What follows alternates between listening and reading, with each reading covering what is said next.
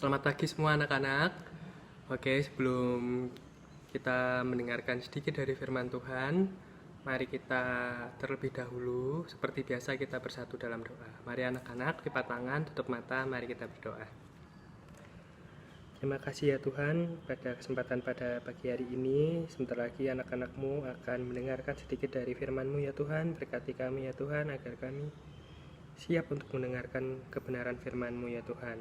Berkati kami ya Tuhan agar kami dapat mendengarkan dan melaksanakan firman-Mu dengan baik ya Tuhan. Kami serahkan ya Tuhan pembacaan firman-Mu ini hanya ke dalam tangan Putra-Mu yang tunggal, Tuhan kami Yesus Kristus. Terima kasih Tuhan. Amin. Nah, baik. Sebelum kita mendengarkan firman Tuhan, mari anak-anak dengarkan lagu berikut ini.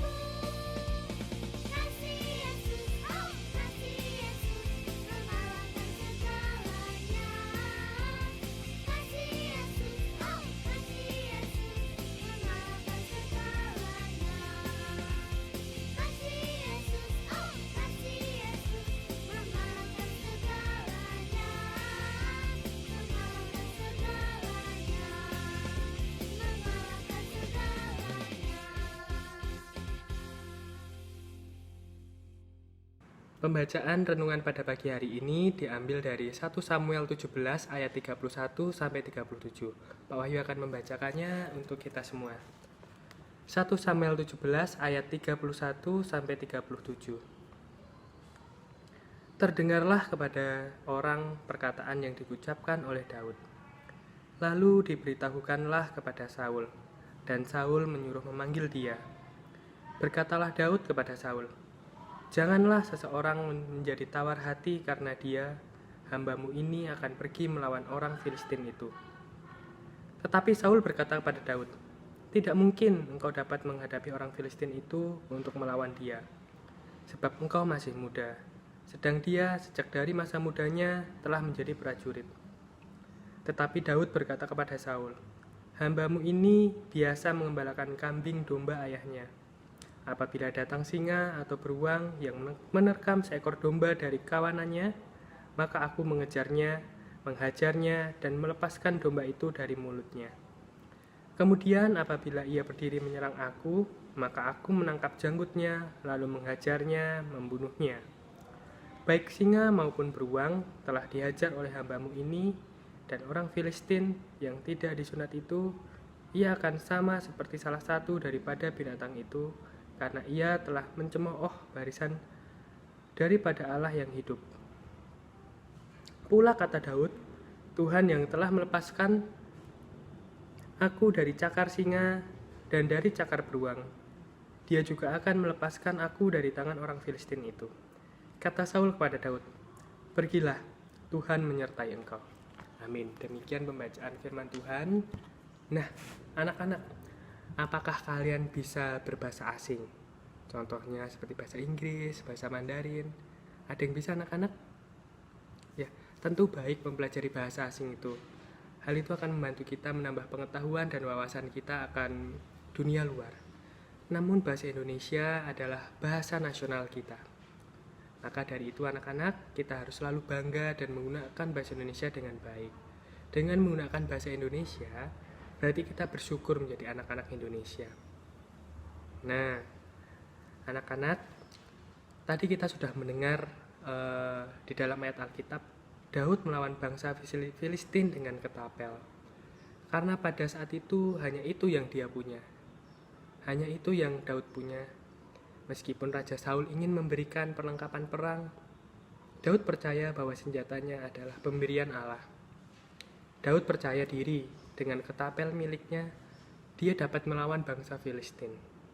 Nah, dengan alat miliknya sendiri, tentu kita harus bisa menggunakan semampu kita untuk mengalahkan lawan-lawan kita, anak-anak.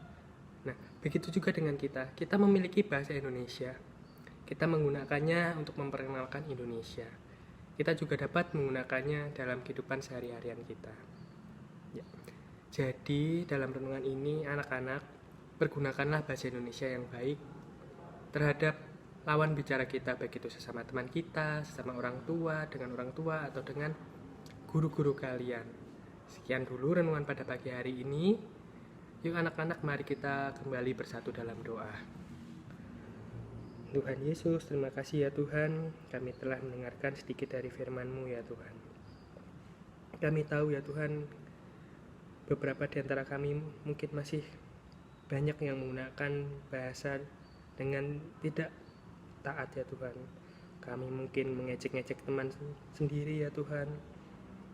Kami mungkin marah dengan orang tua ya Tuhan. Kami tidak sopan dengan guru ya Tuhan. Menggunakan bahasa yang tidak baik ya Tuhan. Ampuni kami ya Tuhan.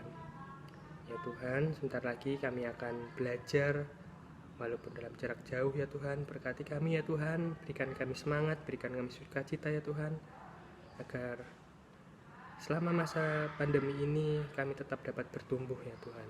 Kami serahkan ya Tuhan pembelajaran jarak jauh pada pagi hari ini hanya ke dalam tangan Putra-Mu yang tunggal, Tuhan kami Yesus Kristus.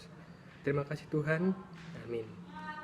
Baik anak-anak, renungan pada pagi hari ini setelah selesai, anak-anak harus tetap semangat dan sukacita menghadapi pembelajaran jarak jauh ini. Selamat beraktivitas, Tuhan Yesus memberkati. Amin.